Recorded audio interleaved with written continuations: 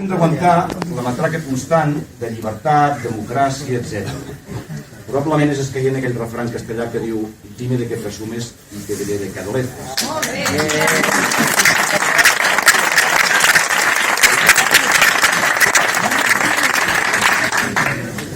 El govern i els impulsors de l'independentisme no accepten les llibertats individuals i molt menys la llibertat d'expressió. Ens voldrien a tots controlats, sotmesos, submisos. Expressió. Només la seva llibertat d'expressió i el pensament únic. Per això, Matamala, alter ego de Puigdemont, voldria silenciar Albert Soler i tots els que pensin com ell. I té nassos que després haguem de sentir l'irresponsable que ocupa la presidència de la Generalitat i Torra reivindicant el bon, paraules textuals d'ell, el bon periodisme, el que contrasta fons, el que és crític amb el poder, honest en si mateix, investiga, purga, contrasta i es repensa. Sí, aquestes i poques paraules les va pronunciar ahir mateix el president de la Generalitat en un acte que es va celebrar del lliurament dels Premis Nacionals de Comunicació. No diré que a Catalunya no es pugui exercir la llibertat d'expressió. Costa. La veritat de la Generalitat al punt va ser de 2.354.000 euros. El diari Girona va ser de 86.736 euros. Després ja saben, Puigdemont s'omple constantment la boca de llibertat, democràcia, bla, bla, bla, bla, bla. I ho hem d'aguantar. Els podria donar moltes xifres que demostren el sectarisme de la realitat dels governs de la Generalitat, però els marxaré perquè, a més, les xifres no són per donar amb una xerrada, amb una conferència i amb un acte, seria molt pesat. Només els diré que hi ha molts mitjans de Catalunya que es mantenen gairebé en exclusiva amb diners de la Generalitat. Sí, aquells diners que després diuen que no tenen per atendre les noves necessitats socials que tenim. El 65% dels ingressos del diari digital La República Directa.cat provenen de les administracions públiques i Nació Digital el 60%. Això és un informe de la Universitat Autònoma de Barcelona. Si el diari de Girona no tingués al darrere una empresa sòlida i independent, aquesta discriminació que patim, no d'ara, fa més de 20 anys, respecte a la nostra competència, faria inviable la continuïtat del diari. A Catalunya, els mitjans de comunicació no competim en igualtat de condicions en un mercat que hauria de ser lliure. Aquí està intervingut i controlat, no passa enlloc d'Europa. I la majoria de mitjans de comunicació han acceptat aquestes perverses regles del joc. Es parla sovint i molt de l'objectivitat, la independència dels periodistes. Està molt bé.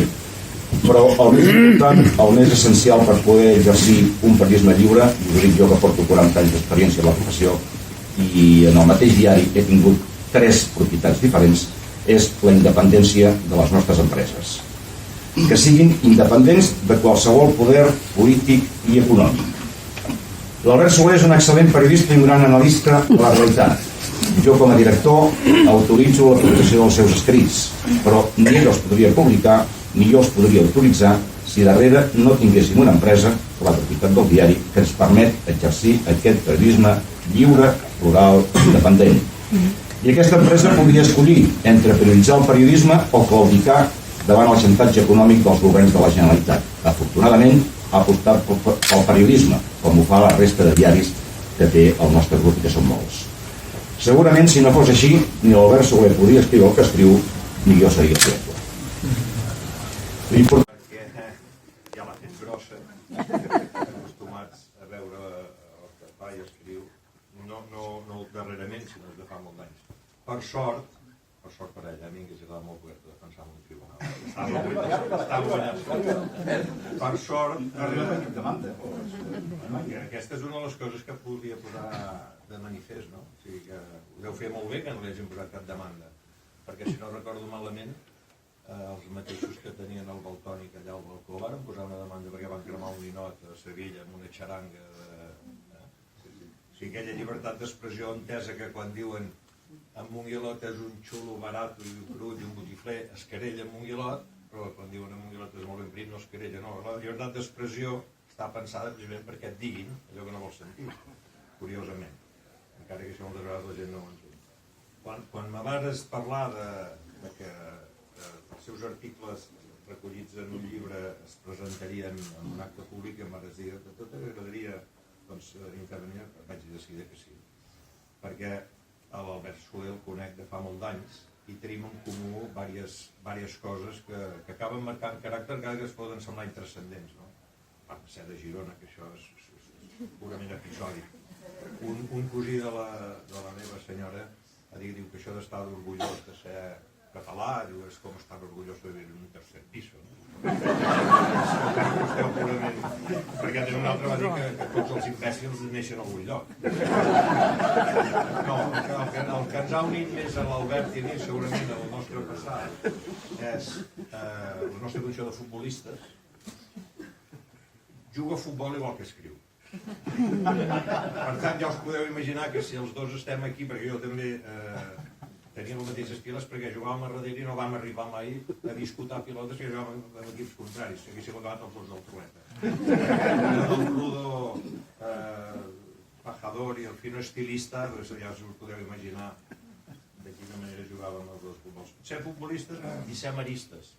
Ser maristes com els Culla, que també encara diumenge parlava de la condició de marista. Això de marista, mireu, jo quan me va arribar a l'edició de llibre vaig entendre que no es podia entrar a valorar el que escriu l'Albert sense conèixer el personatge. Fixeu-vos aquest llibre quina foto té a la portada. És una foto que dius, aquí hi ha un personatge segur, certament intranquil·litzadora, la figura d'aquest senyor que ens mira d'aquesta manera. Podria anar a la platja pel barret, però estar a la platja amb tots aquests impediments que carrega és difícil. Li hem enviat, jo i la meva dona, o jo, no amb ella, li hem enviat algun WhatsApp, dient, escolta'm, que bé, estic d'acord, no? Perquè llegeixes allò et fa pensar i dius, què, m'ha fet riure, m'ho he passat bé, però és que a més el que diu és absolutament cert. I a del que jo ja dormo. No, per això no em contestes mai. Normalment no contesto, i si ho fas, després la fa l'endemà. Per tant, jo tot això és el que potser voldria, per projectar una mica el que és l'anècdota, per anar a la categoria, si se'm permet modestament, és aquest cant de defensa de la llibertat d'expressió, del dret a dir-ho tot de la manera que ho diu ell, perquè al final això és el que ens fa lliures, no? Perquè si no, el discurs del règim, el discurs a favor del règim, ja sabem on porta, ja sabem què vol dir. I al final no n'aprenen, perquè a mi avui m'hagués agradat molt, que aquí hagués hagut una fila zero, doncs no sé, amb l'alcaldessa de Girona, sí, amb l'ANC, amb l'Òmnium Cultural, amb la protectora d'animals subsector gossos, associació d'amics dels ciclistes. Però sou del negociat gossos, gossos inclosos. Els ciclistes, bueno, tot això no, vull dir, feministes de nosaltres prims, nosaltres decidim, també, perquè em sembla que alguna vegada has tingut alguna altra cosa a veure amb alguna vegada. Bé, i jo que m'he casat 3 vegades, i m'he feminista que jo m'he ningú. Ell a vegades pot confondre, que ara que és molt precís amb l'adjectiu, ja sabeu que hi ha el pla dels adjectius, no? El Caballero Bonal va dir que havia perdut la salut buscant un adjectiu. L'adjectiu és ell a vegades confon el feminisme amb el mujeriego, però com que el mujeriego no té transduccions. Jo el del faldiller no l'accepto. Jo almenys, no sé què diria la normativització, però... Per tant, aquesta seria la normalitat, no? Que ell pogués dir amb tota la mala llet que ho diu, perquè collonava també implica tenir mala llet, s'ha de tenir. El director, aquesta paraula, el director, que suporta les trucades diàries de venir al meu cap, i l'advocat, per quan necessiti els seus serveis, que espero que sigui aviat, perquè puc dir que faig les coses. Som-hi. Gràcies a tots per la vostra assistència. Els amics, que n'hi més molts, familiars, col·legues de feina, diputats, n'he vist uns quants, treballadors manuals, també n'he vist, amants, examants, que n'he vist, futures amants, que no ho sabeu, però ho sabeu, amos dels bars on vaig buscar inspiració, sigueu tots benvinguts. M'agrada que aquest acte es faci aquí, perquè és just al mig d'on he viscut quasi tota la vida. Des que vaig néixer, fins als 10 anys, vaig deixar uns 200 metres cap enllà, allò va primer. Després vam traslladar a un pis nou, a uns 200 metres més cap allà, on vaig viure fins que els meus pares em van convidar a marxar. Tindria jo uns 45 anys. És emocionant trobar-me al bell mig de la història de la meva infantesa. En fi, posem-nos serios un moment. No voldria començar aquest acte, no cal que ho veureu. Sense un record per tots aquells que estan tancats a una presó lluny de la seva família. Nosaltres estem aquí, tan feliços, i ells estan privats de llibertat sense que hagi fet res per mereixer-ho. De què rigueu? Però hòstia! Efectivament, venint cap aquí, he passat per davant d'una botiga de mascotes i he vist a les gàbies desenes de hàmsters i d'orquídies. Oblidats de tothom, sense que ningú talli ni un trist carreró demanant la seva llibertat. Sense que ni tan sols el bisbe de Girona, home de gran cor, amb proporció divina al seu abdomen, aprofiti l'homilia per demanar, per misericòrdia cristiana, la seva immediata posada en llibertat. Jo no vull formar part d'aquesta Europa que permet aquests atemptats contra els més elementals drets. Marxem! Els hàmsters seran sempre nostres. I pensava, doncs millor, quina sort.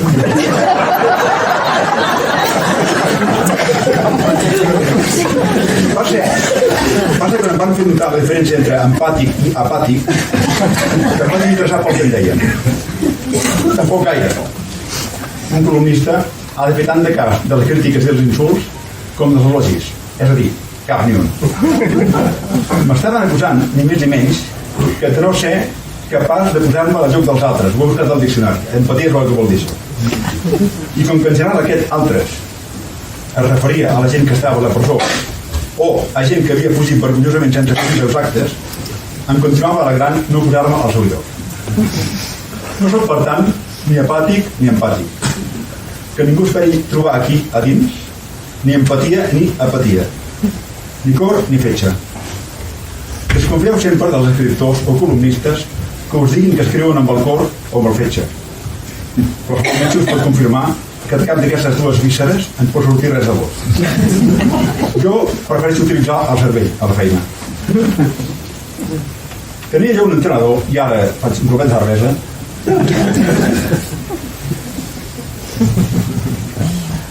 tenia jo un entrenador de futbol als juvenils d'armaristes. Moreno es deia, que repetia sovint que jo estava boig. Una querella. No m'ho deia en la intimitat del vestidor, o sí, però no només. Tenia per costum cridar-m'ho des de la banda durant els partits. Soler, estàs boig! Com impensable avui. I pensava, doncs millor, quina sort.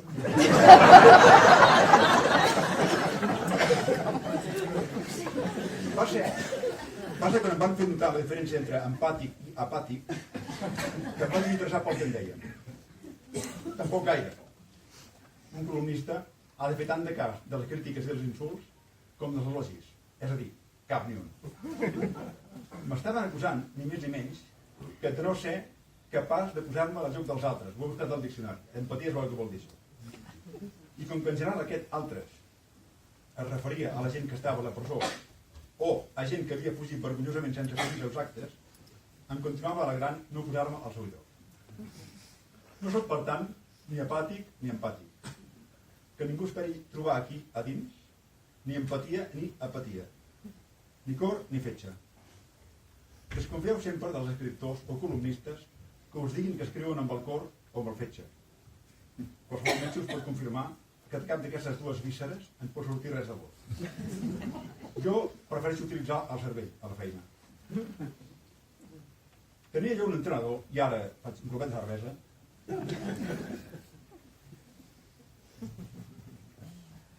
tenia jo un entrenador de futbol als juvenils d'armaristes. Moreno es deia, que repetia sovint que jo estava boig.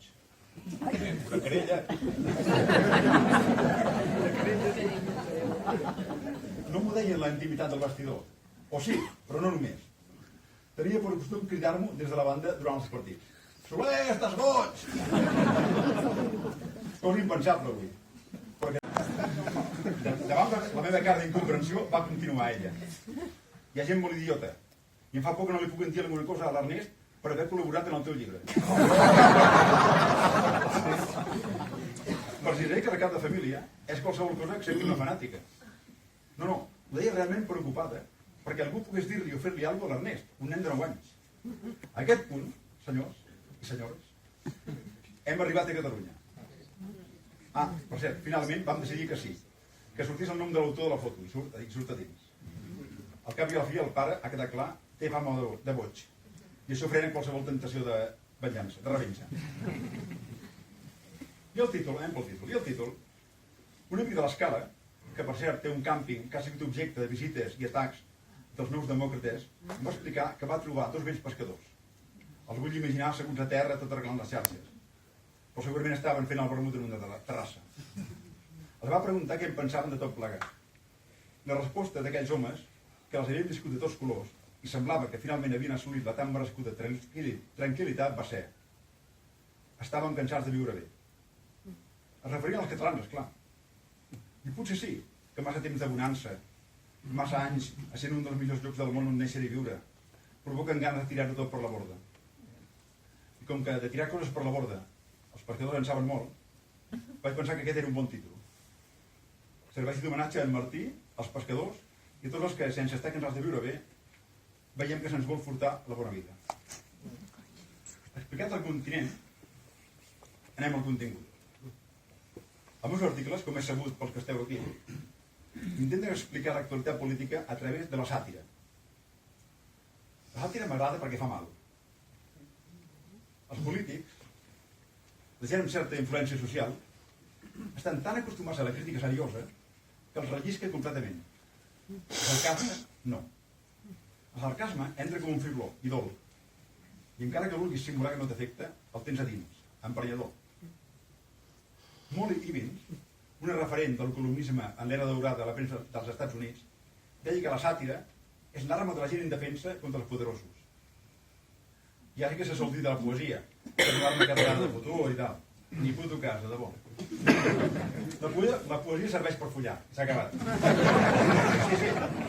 És més, per follar amb dones flaumes. 500 publicades de llei a Neruda. No sé jo qui critica aquesta lloable funció de la poesia. Per d'arma, res de res. La millor arma és la sàtira, creieu-me. Encara hi ha un altre motiu en l'ús de l'humor i la ironia als meus escrits. I és que em confesso incapaç de prendre'm en sèrio aquesta colla que ens governa i ens guia. Ells que van sempre amb el llacet plorant i amb cara de mala llet el que ens han fet. Els bons, perdó, no es pot dividir la societat en bons i dolents, però els bons som nosaltres. Els bons som nosaltres, perdó, i amb gent de diferent, aquí hi ha gent que pensa de tot, però és que ja està bé. Aquests tios que han trinxat el país, que sabien el que passaria, perquè ho sabien. El Mas el 2010 va fotre un discurs al Parlament que deien d'encetar un nou camí, el dret a decidir, sempre que no hi hagi fractura social. El tio ja s'ho ensumava. I perdona, les notificacions del TC, tots els advertiments, l'informe del Consell de Garanties Estatutàries, del lletrat del Parlament, del simple seny, perquè han intentat fer la independència amb un 47% dels vots només, no una, 2 vegades, i perdó, tornen a començar. Aquesta gent ha trinxat el país. Ja està bé de parlar en nom de Catalunya, perquè els que estem aquí som tan catalans com ells i som bons, hòstia, és que sembla, vosaltres no us podeu imaginar el Parlament, els que van enllaços, que semblen els bons. No, collons, les víctimes som nosaltres, no ells. Ja està bé, però jo crec que tots els que estem d'aquí, hòstia, hem de ser conscients que hem de trencar el marc mental que ens foten amb TV3, amb els diaris, amb no sé què. Ja n'hi ha prou, tu, i sobretot han de ser conscients, hòstia, no poden tornar a començar sense haver fet autocrítica i sense haver pensat com han deixat el país. És que, perdó, el Montbilot ho ha dit, com han deixat el país aquesta gent. Perdó,